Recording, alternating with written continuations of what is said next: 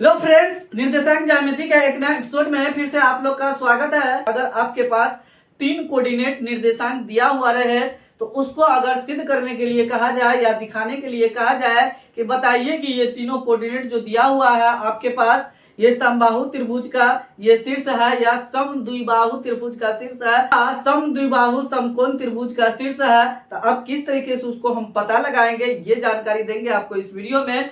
और 4 शीर्ष आपके पास दिया जाए तो आपको ये पूछ लिया जाए कि ये वर्ग का शीर्ष है या आयत का ये शीर्ष है, चारों जो शीर्ष दिया हुआ है, या सम चतुर्भुज का शीर्ष है या समांतर चतुर्भुज का ये शीर्ष है, तो ये आप किस तरीके से पता लगाएंगे यही शर्त आपको इस वीडियो में बताने वाला हूं। तो इसीलिए आप इस वीडियो को शुरू से लेकर के अंत तक जरूर देखिए बिना स्किप किए हुए, ताकि आप 100% समझ सके। क्योंकि आपके पास जो क्वेश्चन दिया हुआ रहेगा तो आपको पहले से आइडिया नहीं रहेगा कि ये आयत है या वर्ग होगा या सम चतुर्भुज होगा या समांतर चतुर्भुज होगा, लेकिन पहले सॉल्यूशन करके उसके बाद हम पता लगाएंगे। लेकिन आपको शर्त जानना जरूरी है, वर्ग होने के लिए शर्त क्या है, आयत होने के लिए निर्देशांक ज्यामिति में शर्त क्या होगा, सम चतुर्भुज होने के लिए शर्त क्या है, समांतर चतुर्भुज होने के लिए शर्त क्या है। चलिए तो वीडियो को हम शुरू करते हैं। ध्यान देना है, यहाँ पे आपके पास 3 शीर्ष दिया हुआ रहेगा। 3 शीर्ष दिया हुआ रहेगा, इस तरीके से हम ले लेते हैं।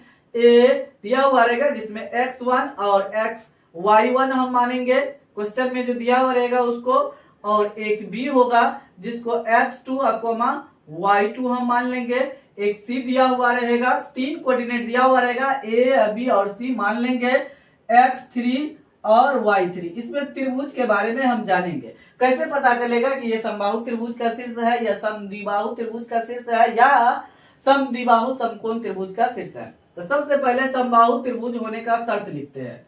समबाहु त्रिभुज मतलब कैसे पता चलेगा कि समबाहु त्रिभुज का शीर्ष हो जाएगा। देखिए, समबाहु त्रिभुज का शीर्ष होने के लिए सबसे पहले हम क्या करेंगे, ए बी के बीच की दूरी निकाल लेंगे और इसके बीच, और BC निकाल लेंगे, अलग अलग करके निकालना है, और AC निकाल लेंगे। अगर सब बराबर हो जाएगा, तीनों आपस में बराबर हो जाएगा, ये AB अलग निकाल लेंगे, BC अलग और AC अलग, तीनों निकाल लेंगे। अगर तीनों मतलब दूरी अगर बराबर हो गया तो ये समबाहु त्रिभुज का शीर्ष हो जाएगा। अगर ऐसा नहीं हुआ तो देखिए समद्विबाहु त्रिभुज का शर्त क्या होगा, समद्विबाहु त्रिभुज। कैसे पता चलेगा कि ये समद्विबाहु त्रिभुज हो जाएगा, ए बी बी सी और ए सी निकाल लेंगे। निकालने के बाद अगर कोई 2 भुजा बराबर हो जाएगा और तीसरा भुजा बराबर नहीं होगा तो समद्विबाहु त्रिभुज का यह शीर्ष हो जाएगा। कोई 2 भुजा बराबर हो सकता है, जैसे ए बी बराबर बी सी नॉट इक्वल ए सी बराबर नहीं रहेगा। अब ऐसा भी हो सकता है ए बी बराबर ए सी हो जाएगा और नॉट इक्वल बी सी हो जाएगा।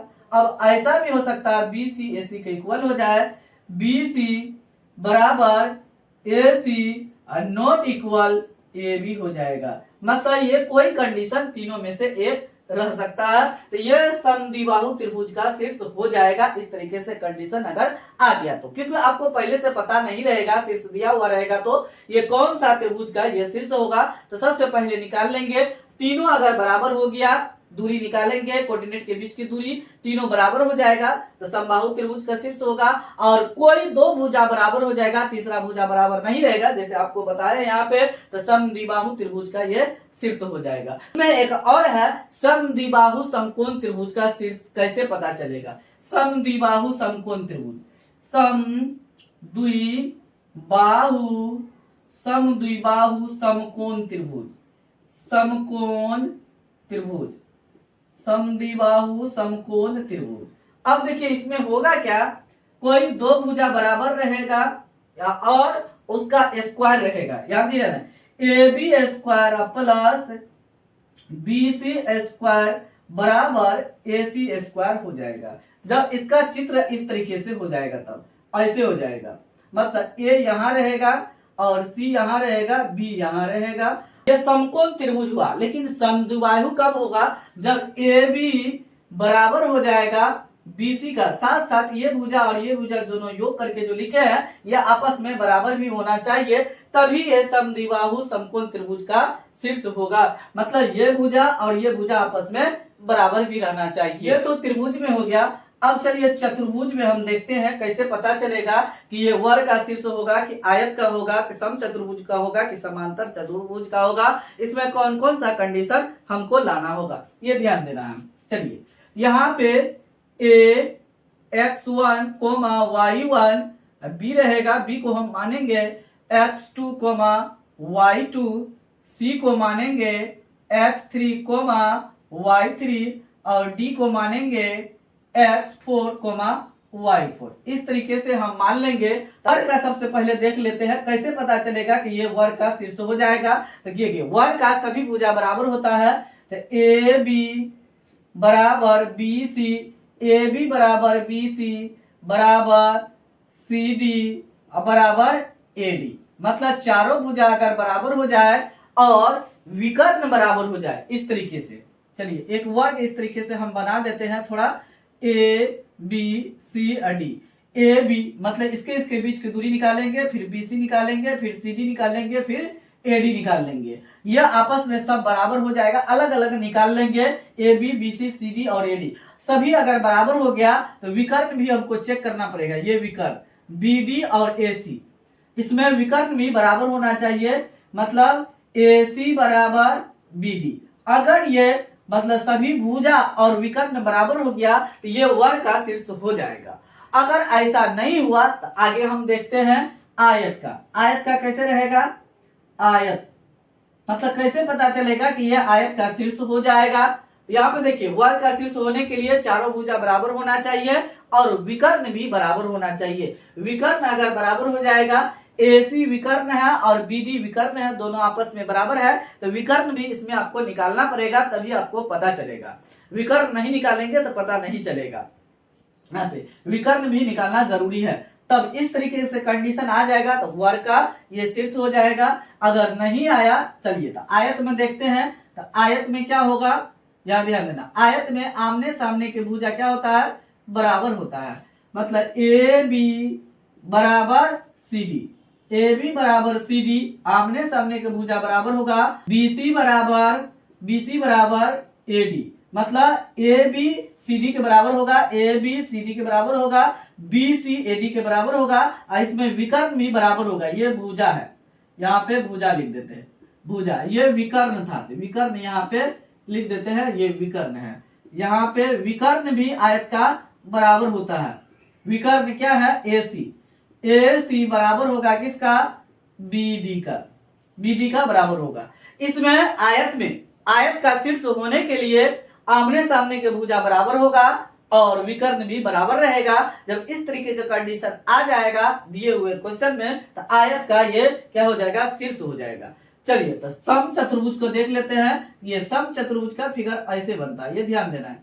एक वर्ग की तरह रहता है, ए बी सी डी। इसमें भी विकर्ण है, इसमें भी विकर्ण था, सब में विकर्ण रहेगा, ध्यान देना है। ये विकर्ण। अब देखिए समचतुर्भुज,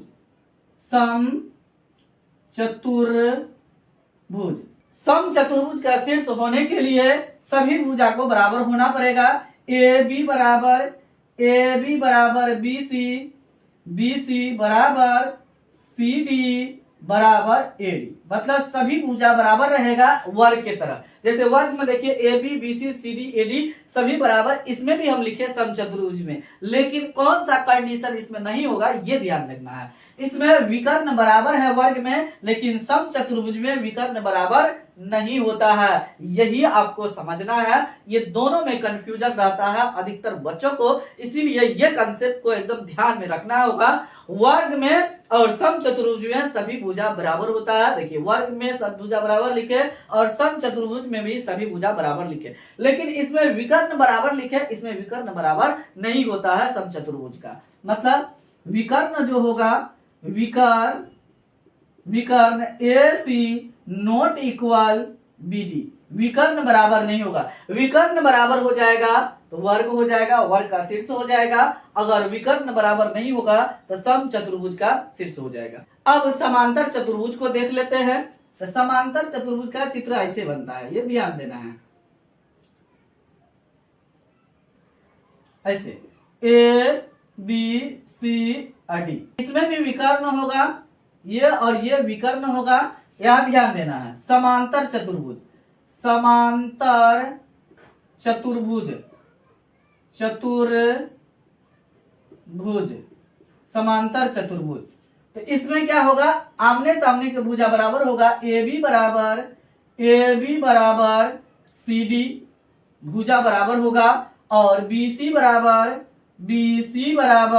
ए डी किसमें लिखे हैं, आयत में लिखे हैं। देखिए ए बी बराबर सी डी, बी सी बराबर ए डी। देखिए अभी तक आयत और समांतर चतुर्भुज में बराबर चल रहा है। जब भुजा को हम कंपेयर करेंगे, केवल भुजा को बराबर कर लेने से ये नहीं पता चलेगा कि आयत का ये शीर्ष है कि ये समांतर चतुर्भुज का शीर्ष है। इसमें विकर्ण भी निकालना बहुत ज्यादा जरूरी है। विकर्ण जब तक नहीं निकालेंगे तो पता नहीं चलेगा कि ये आयत का शीर्ष है या समांतर चतुर्भुज का शीर्ष है। क्योंकि अभी तक जो हम किए हैं समांतर चतुर्भुज में, देखिए भुजा बराबर है, ये भी भुजा है, भुजा बराबर है अभी, तो इससे डिसाइड अभी तक नहीं हुआ, विकर्ण बराबर नहीं होगा। तो लिखेंगे A C not equal to B D, विकर्ण बराबर नहीं होगा। यहाँ पे विकर्ण हम लिख दे रहे हैं, विकर्ण इसमें बराबर नहीं होगा। इसे एक बार बता रहे हैं, वर्ग में और सम चतुर्भुज में भुजा कॉमन है, क्योंकि वर्ग में सभी भुजा बराबर है और सम चतुर्भुज में भी सभी भुजा बराबर है, तो क्लियर नहीं होगा।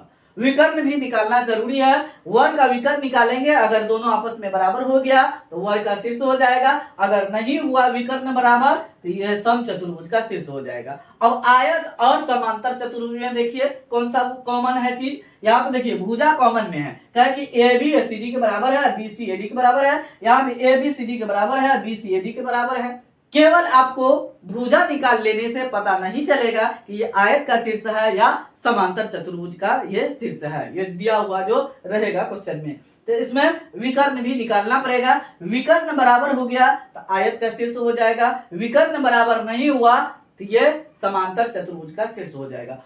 उम्मीद करते हैं कि यह वीडियो आपको अच्छा लगा होगा, 100% समझ में आ गया होगा किस तरीके से कंडीशन रहेगा तो किस तरीके से हम लिखेंगे। फिलहाल वीडियो को यही समाप्त करते हैं, मिलते हैं अगले वीडियो में। तब तक आप लोग इस चैनल के सभी वीडियो को देखते रहिए, एंजॉय लीजिए और इस चैनल को ग्रो करने में हेल्प जरूर कीजिए। मिलते हैं अगले वीडियो में कुछ नया टॉपिक लेकर, कंसेप्ट के साथ मिलेंगे।